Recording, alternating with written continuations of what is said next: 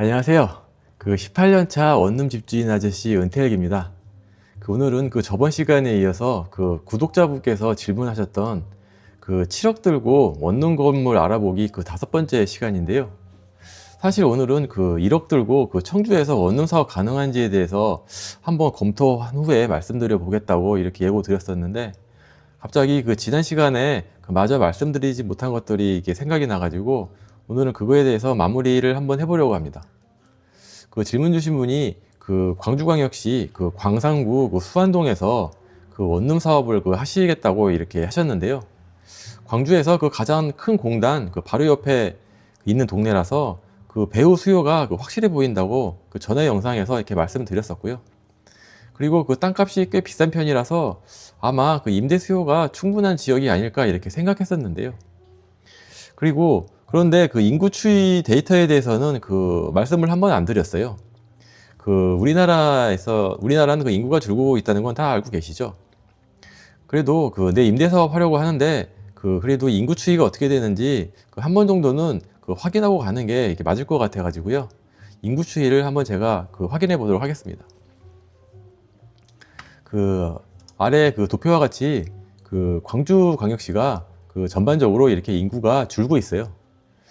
근데 이거는 뭐 서울도 이렇게 마찬가지고요. 서울도 이렇게 인구가 지금 줄고 있는 추세입니다. 우리나라가 거의 다 대부분 이런 식인데요. 대전광역시도 이렇게 줄고 있고요. 부산광역시도 이렇게 줄고 있습니다. 울산광역시도 이렇게 줄고 있고요. 그러면은 이제 실제로 사업하려고 이렇게 현재 검토 중인 수안동 인구 추이를 한번 이렇게 보자면요. 아래 차트와 같이 공단 바로 옆인데도 이렇게 인구가 이렇게 줄고 있습니다. 이렇게 2017년도까지는 이렇게 인구가 이렇게 상승 추세였는데 그 이후로는 이렇게 인구가 이렇게 줄고 있는 이게 상황인데요. 근데 공단 바로 옆인데도 이렇게 인구가 줄고 있는 상황입니다. 근데 같은 공단이라도 충남 아산이나 평택 이런 것은 오히려 이렇게 인구가 늘고 있는 곳도 이렇게 있거든요. 그리고 이 광산구 자체가 이렇게 인구가 줄고 있고 2020년대까지는 이렇게 꾸준히 늘었다가 2020년 이후 급격히 이렇게 줄어들고 있는 이런 추이이네요. 그리고 거기 광산구 말고 광주광역시 북구, 남구, 동구, 서구 이렇게 다 보았는데 다 똑같고요. 오직 동구만 이렇게 인구가 이렇게 늘고 있습니다. 근데 보통 이런 경우는 아파트를 이렇게 새로 이렇게 많이 지어가지고 사람들 이사 수요 때문에 이렇게 갑자기 인구가 이렇게 느는 경우는 있는데요. 네이버 부동산에 확인해 보니까 그런 것 같지는 않고 아마 왜 그런지는 광주에 사시니까 아마 저보다 잘 알고 계시지 않을까 이렇게 생각이 되네요. 그래서 여하튼 이렇게 말씀드리고자 하는 결론은 인구가 줄고 있는 지역이니까 이 점 참고하셔가지고 미래는 알 수 없지만 과거 추이를 이렇게 보면 앞으로 땅값이 이렇게 더 이렇게 오르기는 이게 쉽지 않아 보이니까 최대한 싼 가격에 이렇게 매입하시고 시세 차익은 이렇게 기대는 하지 마시고요.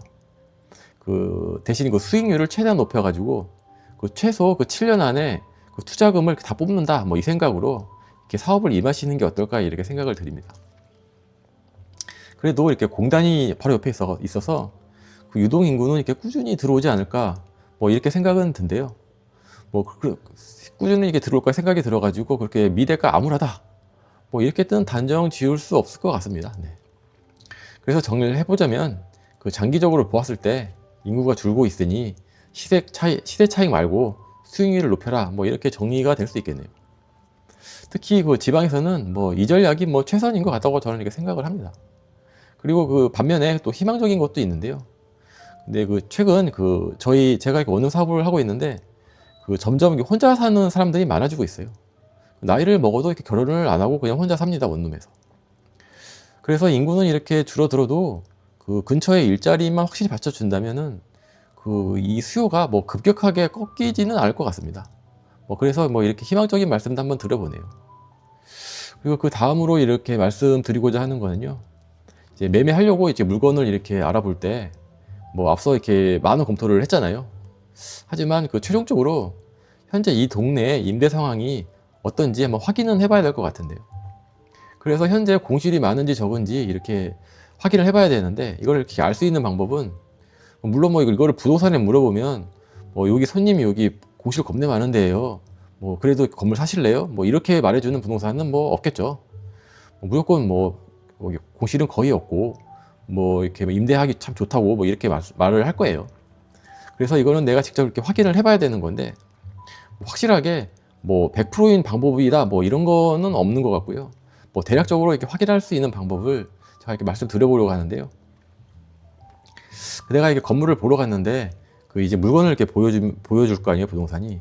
뭐 그래서 뭐 이 건물 외관도 보고 뭐 옥상도 가보고 뭐 계단도 이렇게 올라가 보는데 그 중에서 뭐 방 몇 개 보여줄 거 아닙니까? 근데 그 부동산이 그 빈 방을 보여주는 게 아니고 그 어렵사리 이렇게 세입자랑 이렇게 시간 조율 이렇게 해가지고 현재 살고 있는 집을 이렇게 보여주는 경우인데요. 이런 경우는 이게 뭘 의미하냐면은 현재 그 빈 방이 건물에 없다는 겁니다. 부동산 입장에서도 뭐 굳이 뭐 이게 이 사람이 이 손님이 뭐 이거를 당장 살지 안 살지도 확실치도 않은데 뭐 괜히 뭐 세입자랑 스케줄 잡고 뭐 이렇게 하기 이렇게 귀찮잖아요. 방 보여주기 귀찮잖아요. 그래서 그리고 또 뭐 사람이 이렇게 살고 있으면은 아무래도 이렇게 너저분해 보이니까 뭐 아무래도 그 손님한테 이미지도 안 좋게 안 좋게 느껴지지 않을까 뭐 이런 생각도 하겠죠. 그래서 이렇게 빈 방을 이렇게 무선적으로 보여주는데 그게 아니고 이렇게 현재 살고 있는 집을 이렇게 보여준다 뭐 그러면은 뭐 거기 그 건물은 현재 공실이 없는 거고요. 뭐 다른 건물을 봐도 뭐 똑같은 상황이다 그러면은 그 동네는 그 현재 기준으로는 뭐 빈 방이 이렇게 없는 임대하기 좋은 상황이다 뭐 이렇게 보시면 될 것 같습니다. 그리고 뭐 또 한 가지 방법인데요. 건물 이렇게 외부에 보면 이렇게 도시가스 밸브들이 이렇게 쫙 있잖아요. 근데 그 보통 이사 나가면은 그 도시가스 회사에서 이렇게 밸브를 이렇게 닫은 다음에 이렇게 차단 공기 스티커를 밸브에 이렇게 붙여놔요. 그런데 이게 닫혀 있는 이렇게 차단 스티커가 붙어 있고 이렇게 도시가스 밸브가 이렇게 닫혀 있는 이렇게 닫혀 있는 경우가 많으면은 그 동네에 이렇게 공실이 이렇게 많은 거고 반면에 이렇게 다 열려 있다 그러면은 뭐 공실이 별로 없는 거라고 이렇게 볼 수 있습니다. 근데 이게 100% 이렇게 확실하지는 않은 게 그 겨울철에는 이렇게 동파 방지 때문에 그 집주인이 그 빈 방인데도 그 밸브를 이렇게 열어놓는 경우도 있어요. 그래서 뭐 특히 겨울철이라면은 그 말씀드린 이 방법은 그렇게 확실하지 않을 수는 있는데 뭐 참고할 만한 사항은 확실합니다. 예. 그리고 뭐 다른 방법으로는 이제 뭐 세입자인 것처럼 해가지고 그 월세방 이렇게 구하는 척하면서 부동산 몇 개 이렇게 돌아보는 건데요. 여기서도 부동산마다 그 빈 방이 아니라 사람 살고 있는 방을 이렇게 보여주는 거예요.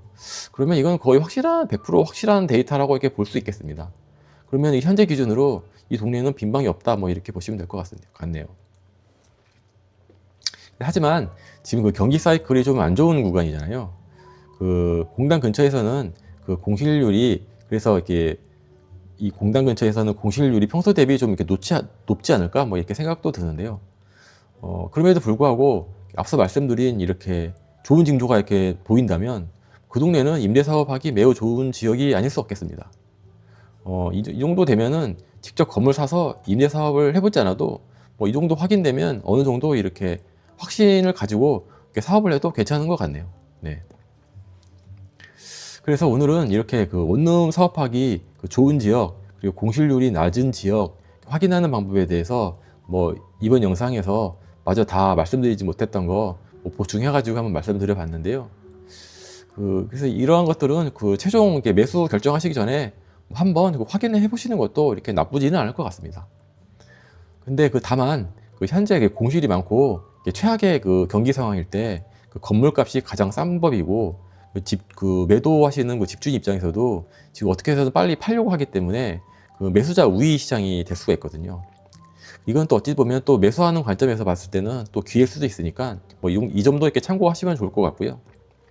뭐 또 언젠가는 경기는 다시 좋아지기 마련이잖아요. 예, 그러니까요.